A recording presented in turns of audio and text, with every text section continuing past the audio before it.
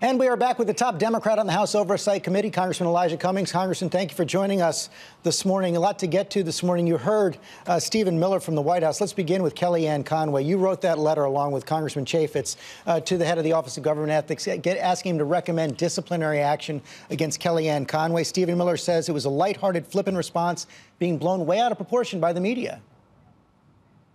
No, that's absolutely incorrect. As a matter of fact, George, this was a textbook case of a violation of the law. You cannot go out there as an employee of the government and advertise for Ivana Trump or anybody else, their products. You can't do that.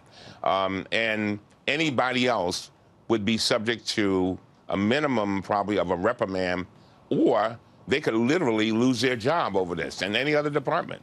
So that's just absolutely not true. It was not flippant. As a matter of fact, she made it clear, I am going to give some free advertisement today for Ivana Trump. That's just not right. It was wrong. When there's a violation of the law, it is up to us in the Oversight Committee to take a look at it, and that's what we're doing. And you're right. After I asked Chairman Chaffetz to join me in looking at this, he agreed that we should send a letter to the ethics group, and so we did that. What disciplinary action do you think should take place? Well, I don't know. That's why we want them to take a thorough look, the Office of Government Ethics, to take a thorough look at this and see how blatant it was. I personally think it was very blatant. I think it was intentional. And so now they then make a recommendation.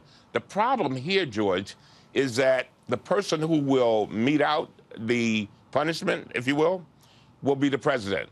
And it seems as if this may not be a big deal to him. But it is a big deal to me, and it's a big deal to Chairman Chaffetz. It also appears that Mr. Miller didn't want to take questions about General Flynn, who's under criticism for those contacts with the Russian ambassador, perhaps misleading the vice president as well. Do you agree with the Democratic leader in the House, Nancy Pelosi, that his security clearance should be revoked pending the completion of the investigation?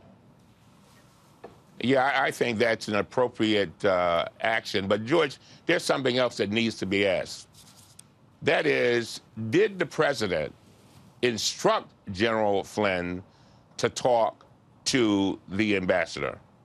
And did he know about it? And if he knew about this conversation, when did he know it?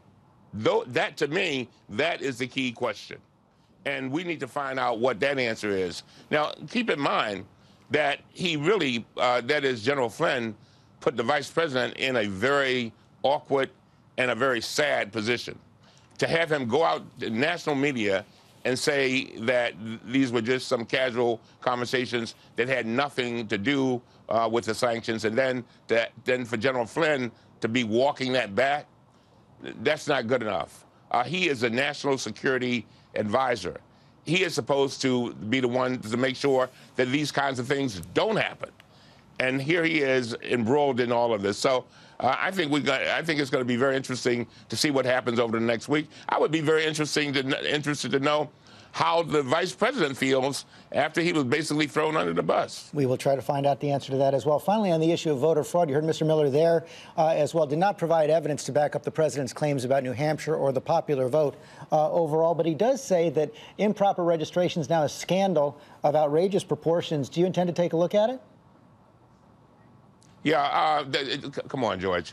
We know that this voter fraud thing is almost minuscule. And my argument has always been, look, we've got North Carolina, for example, surgically, according to the court, tried to stop African Americans and others from voting. And we look at a state like Arizona, people standing in line 5 hours after the polls close. Intentionally, these local parties and state parties are doing this. Again, there are millions of people, I'm sure, who have not been able to vote. They should be able to vote. Take a look at that. If you're going to do anything on voter fraud and anything about rigging the election, take a look at that. That's what I've been saying, and I hope the president will do that. Congressman Cummings, thanks for joining us this morning.